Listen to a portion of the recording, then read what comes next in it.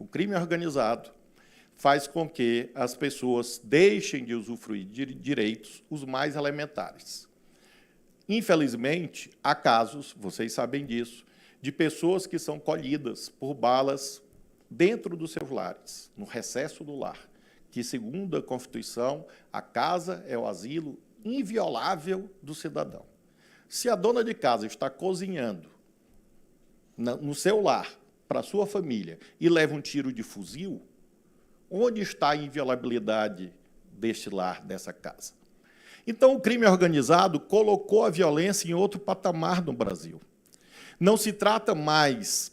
Quando eu estudei Direito Civil, nos anos 80, tinha um problema que era clássico, que era a contenda, ou a lide, o litígio entre Tício e Mérvio. Os mais antigos também vão lembrar.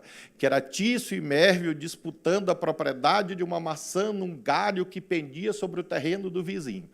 Tício e Mérvio, minha gente, ficaram no século XX, porque hoje os conflitos são coletivos, são difusos, e são de uma intensidade tal que nem no direito civil, muito menos no direito penal, nós imaginássemos que fosse ocorrer.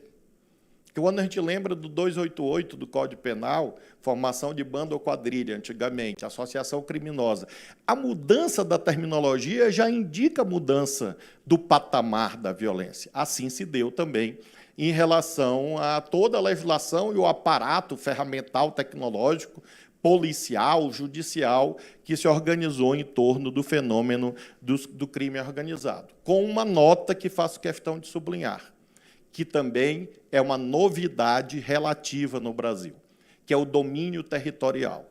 Todos nós aprendemos quais são os atributos da estruturação de uma nação: povo, território, soberania, por exemplo.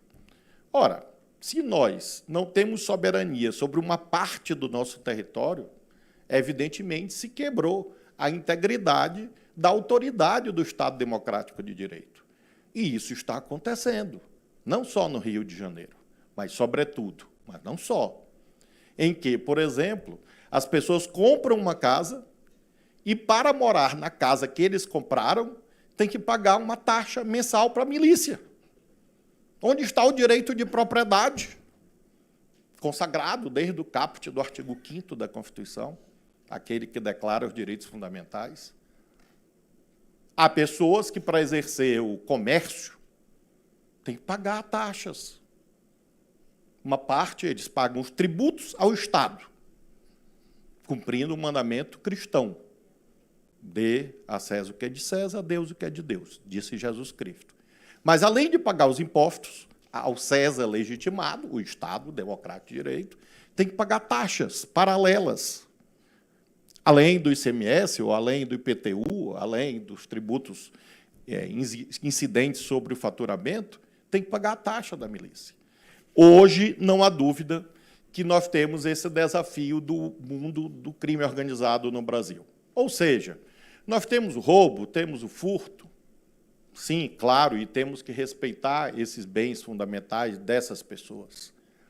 Nós temos as infrações penais de menor potencial ofensivo, sim, e temos que respeitar essas circunstâncias. Até porque um furto de um celular para o Velasco tem um impacto. O furto do celular para o porteiro de um prédio que ganha um salário mínimo tem outro impacto.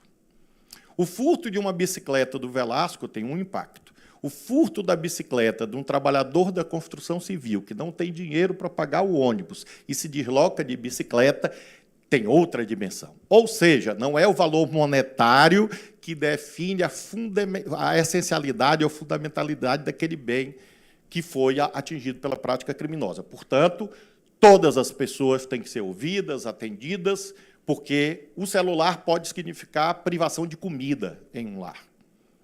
Uma diarista que perde o celular perdeu a sua rede de contatos. Como as pessoas vão contratar essa diarista se ela não tem dinheiro para fazer outro, como se chamava antigamente, crediário para comprar aquele celular, porque ela ainda está pagando aquele que foi furtado ou roubado? Então, não é o valor monetário que define o nosso dever. Mas não há dúvida que, nesse mundo gigantesco, num país deste tamanho, em que todos os dias eu viajo de Roraima ao Rio Grande do Sul, todos os dias, com problema, quase sempre, mas viajo. Nós precisamos mirar o principal. E não há dúvida que hoje o que mais nos desafia como sistema de segurança pública é esse mundo das facções, das milícias privadas e esse mundo da macrocriminalidade. Nós tivemos a capitalização dessas organizações criminosas. Ano passado, a Polícia Federal apreendeu bens de mais ou menos 350 milhões de reais dessas organizações criminosas. Esse ano, nós estamos chegando perto de 3 bilhões de reais apreendidos de organizações criminosas. Apartamentos, prédios. Eu nunca fui, mas dizem que é bonito Balneário Camboriú, nunca fui. O PCC tinha torres de apartamento em Balneário Camboriú. Belíssimos, por sinal, os apartamentos. Eu vi as fotos. Apreendidos em operações. Só numa, 268 apartamentos de alto padrão para lavagem de dinheiro.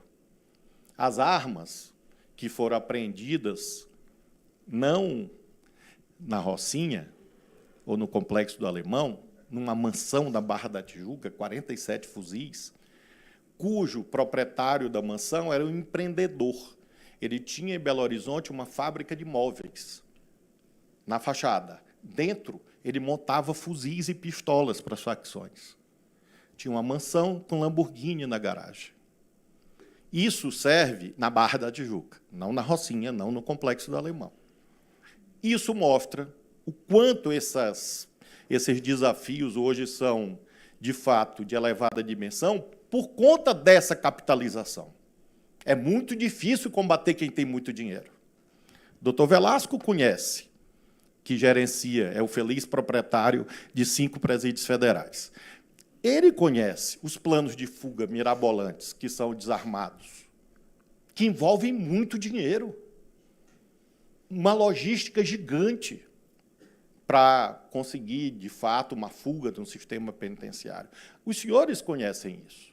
Os senhores conhecem a assimetria de meios, porque cada vez mais, vejam, quando eu era governador e a polícia apreendia uma .50, tinha uma festa, porque era uma por ano.